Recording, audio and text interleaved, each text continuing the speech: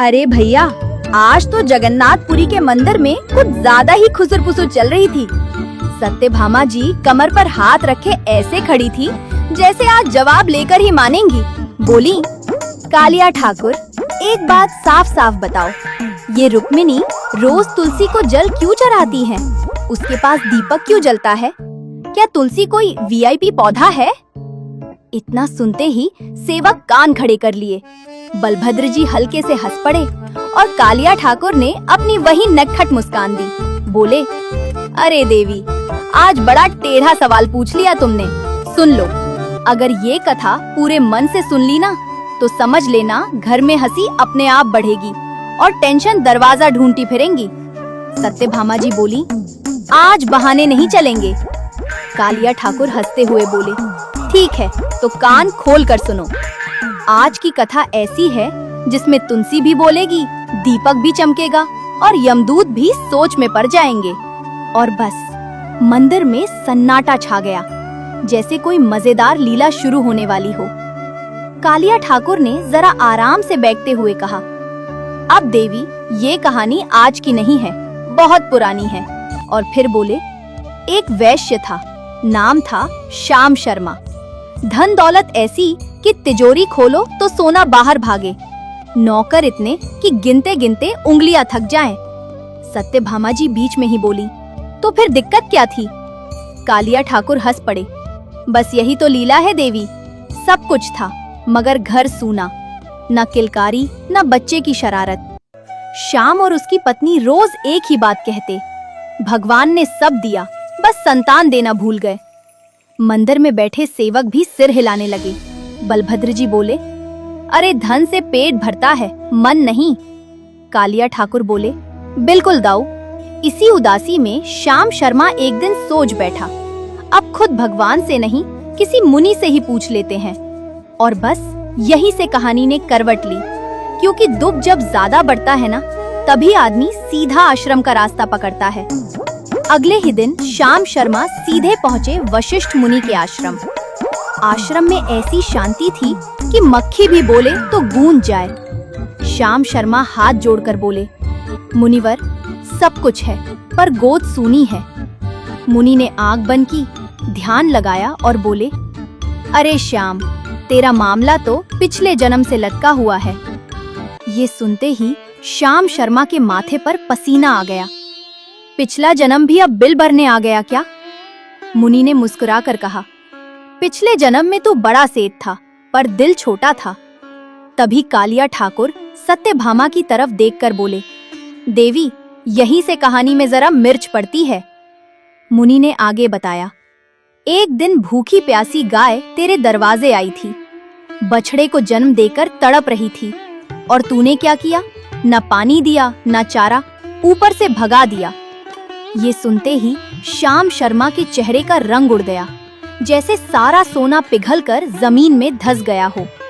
कालिया ठाकुर ने कहानी आगे बढ़ाई, देवी, उस गाय ने वही गिरकर दम तोड़ दिया और जाते जाते श्राप दे गई। ये सुनते ही श्याम शर्मा घबरा गए, तो यही वजह है मेरी सूनी गोद? मुनि वशिष्ठ ने सिर हिलाया, हाँ, उसी पाप का फल है ये। श्याम शर्मा रोते हुए बोले, मुनिवर, उस दिन दिल पत्थर का हो गया था, आज समझ आया कितना बड़ा अपराध कर बैठा। कालिया ठाकुर ने मुस्कुरा कर कहा, देखो देवी, गाय का दिल टूटे तो सीधा यमलोक तक आवाज जाती है। श्याम शर्मा ने कांपती आवाज में पूछा, अब कोई उपाय है या नहीं? मुनि बोले, उपाय है, पर सस्ता नहीं, तुझे पुत्र यज्ञ करना होगा। ये सुनकर श्याम शर्मा ने राहत की सांस ली, जैसे किसी ने कहा हो, चालान कटेगा, जेल नहीं होगी। लेकिन मुनि ने तुरंत जोड़ दिया, एक शर्त है। और बस वहीं से अगला तूफान खड़ा होने वाला था। मुनि वशिष्ठ ने शर्त बताई तो श्याम शर्मा के चेहरे पर फिर से 12 बज गए। मुनि बोले, यज्ञ से पुत्र तो मिलेगा, मगर उसकी उम्र सिर्फ 18 साल होगी। इतना सुनते ही श्याम शर्मा ऐसे उछले जैसे किसी ने कहा हो, बधाई हो, पर खुशी किराए की है। बोले, मुनिवर, 18 साल, ये तो पलक झपकते निकल जाते हैं। मुनि शांत स्वर में बोले, पाप का हिसाब ऐसे ही चुकता होता है। श्याम शर्मा भारी मन से घर लौटे और सारी बात पत्नी को बताई।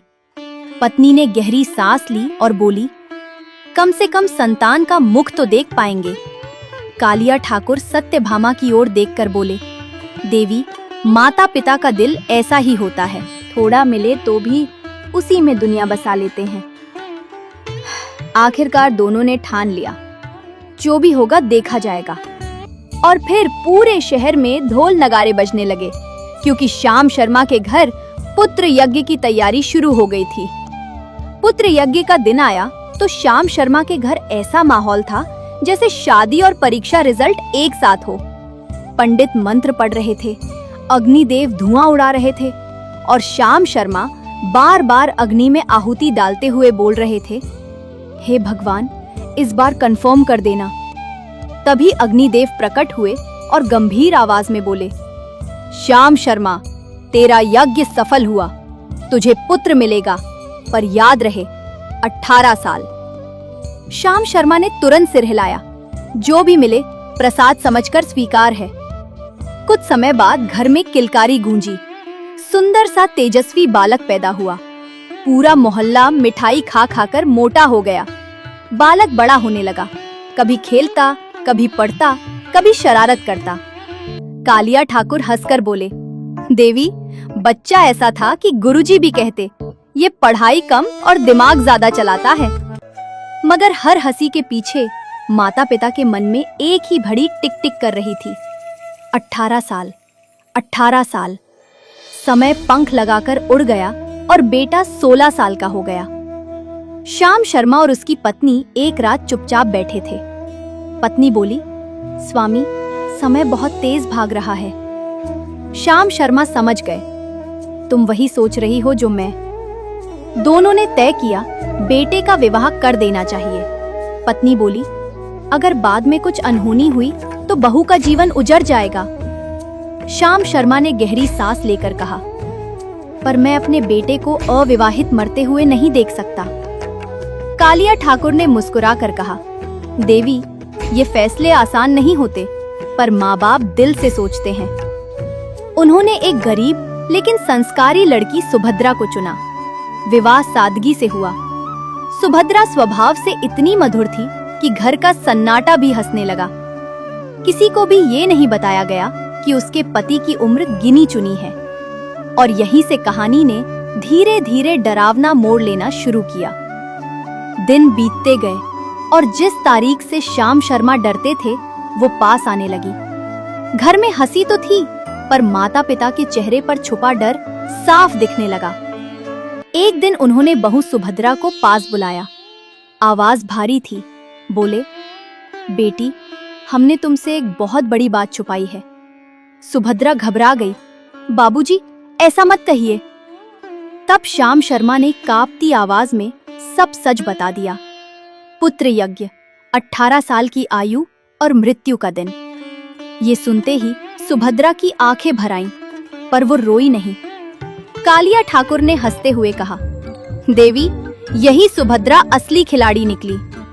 सुभद्रा ने सिर उठाकर कहा, आप चिंता मत कीजिए, मेरे पति के प्राण ऐसे ही नहीं जाएंगे।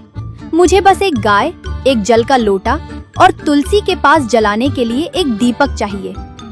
श्याम शर्मा चौंक गए। बस इतना? सुभद्रा बोली, हाँ बाबूजी, अब बाकी जिम्मेदारी मेरी और तुलसी माँ की। और उसी क्षण हवा में कुछ ऐसा था जैसे यमलोक तक खबर पहुंच गई हो।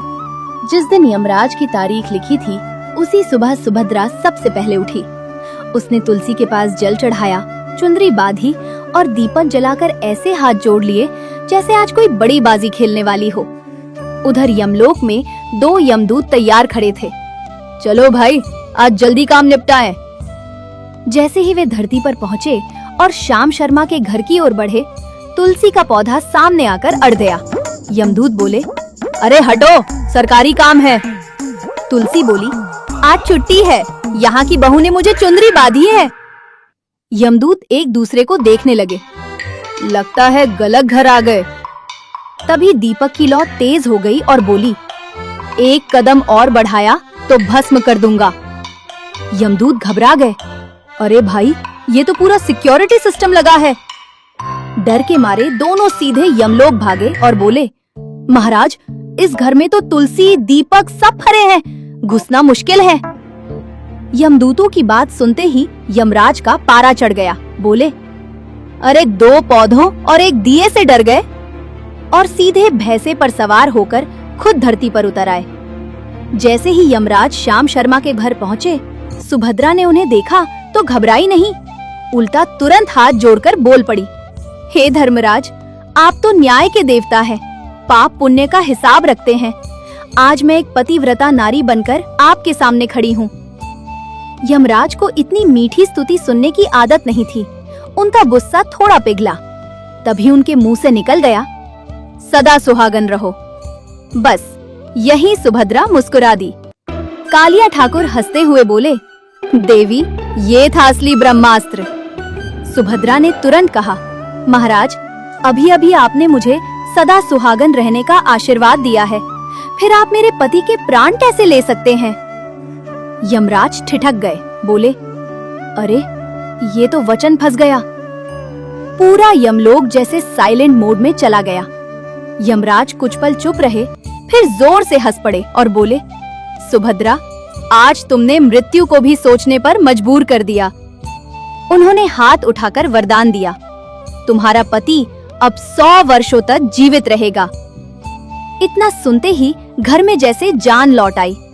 यमराज ने जाते जाते कहा, आज से जो भी स्त्री अपने घर के सामने तुलसी लगाएगी, रोज उसके पास दीपक जलाएगी, जल का लोटा रखेगी और गौ माता की सेवा करेगी, उसके घर मेरे दूत भी सोच समझकर कदम रखेंगे।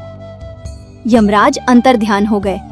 तभी कालिया ठाकुर ने सत्यभामा की ओर देखकर आंख मारी और बोले, अब समझी देवी, तुलसी कोई साधारण पौधा नहीं है, वो घर की चौकीदार है।